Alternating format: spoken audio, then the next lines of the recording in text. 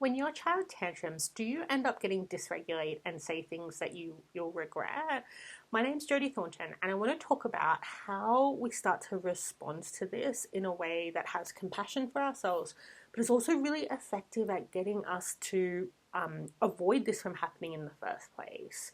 So, what you'll find is that the vast majority of people that talk about this will talk about a couple of things. Number one, repair. And number two, they'll talk about how parenting is really difficult, and of course, you're going to lose your cool from time to time. You may also come across the toxic positivity aspect of gentle parenting, where people say you should never ever lose your cool to a point where you'll say things that are really unkind.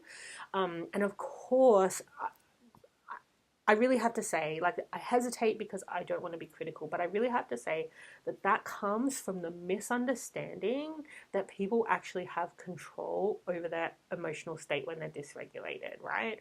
And so I want you to just have compassion for yourself, and um, you don't need to be unkind to those people, but you also don't need to take on their misunderstanding of what happens to a person when they're dysregulated and trying their best not to do something and end up slipping up anyways. So, most people, as I said, most people will focus on repair. I don't want you to focus on repair first, and I'll explain why. So, when we do a proper repair with our children, what that is supposed to be is a process where your child gets to express to you how they felt about what happened, and you work through what that meant for them, and how do their feelings, how they experience their feeling, and any conclusions they made that mean. It's like, does that mean that I'm not enough, or that my emotions are too much for you, or all of these things, right? Now, if you're in a state where you are worried about how often you're saying things you regret when your child tantrums, probably what that's an indicator of is that you're not yet ready to hold space when a child is either um, deeply upset by your actions, or when a child gets dysregulated again, right? Like, the fact of bringing up what happened sends them back into that dysregulated state, and then you're back there again, right? And so, this being the case, what we want to do is rather than trying to do repair, but then finding that we actually don't have the skills to truly help our child process their feelings and unpack any like potential baggage that they've picked up there, what we want to do instead is actually focus on acknowledging that you don't believe that your behavior was okay. So to say, I wish I hadn't said that, or I'm so sorry that I said that to you. I'm so sorry that I got upset at you. You might also add that with, it's always okay for you to be upset. If you're upset, that's okay, right? You can say some reassuring words like that. But rather than doing a full repair process where you're encouraging your child to share how they feel, I actually want you to start with steps that will avoid the tantrums happening in the first place. I want you to start with the skills of helping your child to regulate, because that will mean you're less likely to lose your cool in the first place. The fact that you know what to do when your child is upset in and of itself will reduce how often you get dysregulated in the process. Also, if you know what to do to help your child to regulate during a tantrum, those tantrums will happen. They'll take less time before they calm down. They will be less intense. So both of those things will reduce how often you lose your cool. Also, you can get to a stage where you're actually preventing those tantrums from happening before they start. These steps are far easier to learn than it is to learn the step of really holding space for your child's through a repair process. It's much quicker, partly because it reduces the emotional strain on you. So all of a sudden you have more space to learn and more space to process. The second thing I want you to do is start helping your child become aware of their emotions before they get overwhelmed.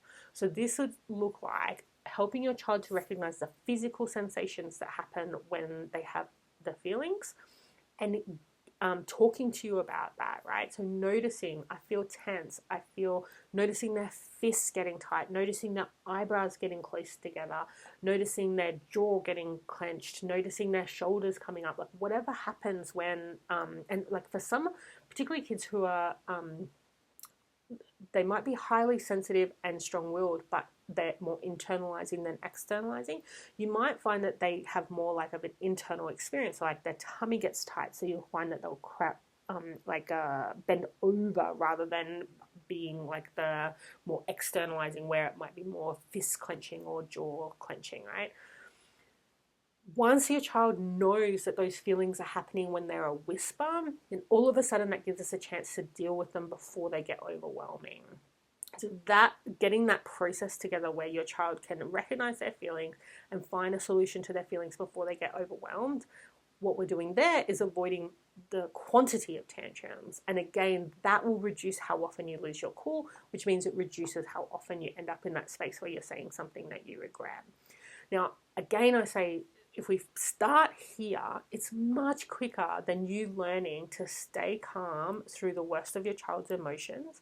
But it's also just more helpful for your child, because our ultimate goal is not for you to be able to stay calm for your child's dozen tantrums every day. Our ultimate goal is for you to help your child with their emotional awareness, with their ability to recognize what their emotions are telling them about what they need, so that they can get their needs met and they don't get overwhelmed, right? So you can see it's like a double focus here. It's like it's not just easier, but it's also more effective for your child's emotional development. Now, once you've gotten those two processes together, you will, in the process of that, you will get more comfortable with their feelings. You'll also get more comfortable with the fact that their feelings relate to their valid needs. Their feelings are not, and that will make their feelings less triggering for you. So for example, if your child is really upset that they didn't get what they want, and it was a situation where it really just looks quite selfish and quite like they're not having any empathy for anyone else around them, that can be quite triggering. Like when the tantrum is going on and on and on, and ultimately it just feels like your child's not considering anyone else in demanding that they get their way. That in and of itself can be triggering, right? But if you can recognize that the feeling of like the intense anger or irritation that goes along with what their experience is, if you can connect that to their underlying needs, then all of a sudden we take away this story that it's about selfishness and lack of consideration, and we start to see that the feelings relate to valid needs, and we can solve the needs, we can get the needs met. And so all of a sudden we've reduced how triggering the process is anyways. And then so when we have like a proper repair conversation and your child expresses what they're feeling to you, you're less likely to be triggered and handle that conversation inappropriately. You're also more likely to help your child truly like sit with those feelings and understand those feelings and explore them. So then the repair process really looks like your child getting a chance to really work through how they felt when you've said something that you really regret to them. Now, you may also be thinking that the repair process is about helping you to feel better about what's happened. That part is about you getting support from another adult. So that could be me. If you would like my support, I'm more than happy to help you through that process. But if not, it needs to be a friend, your partner, another adult to process how you feel about what happened. And that includes your feelings about what your child was behaving or your child's tantrum itself. Like all of your feelings are not part of that repair process when it's an adult-child repair. So that being the case, the repair process with a child is really about helping them explore their feelings. Now, if you'd like any of my support to learn how to do these processes, I would love to help you through that. So we can have a conversation about where you're up to, what is and isn't working for your child, and how you're going with acknowledging your behavior was not okay, how you're going with helping your child to regulate, how you're going with helping your child to build their emotional awareness to avoid the tantrums before they start. And then also being really skilled at doing that repair process with your child. I can help you with all of those pieces. So if you would like to, we can book a call at jodithornton.com/call, CALL. We can book a free time to chat about what you're looking for, and I can talk you through how I would help you to build all of those skills.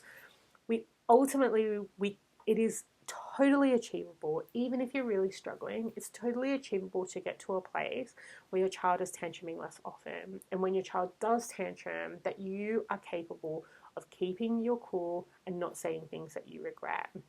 So I really want to leave you with that, is that this is not something that you need to stick with. And it's something that I get really upset when people talk about, gentle parenting is just difficult and we can't hold ourselves to high standards.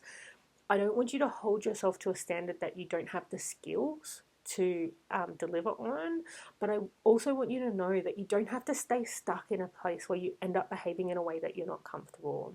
These are all skills. It's just skills. And it does not matter if you didn't learn them when you were a child. You can learn them now. I didn't start learning them until I was, I want to say 35. I can't remember that age. But I would say definitely over 30.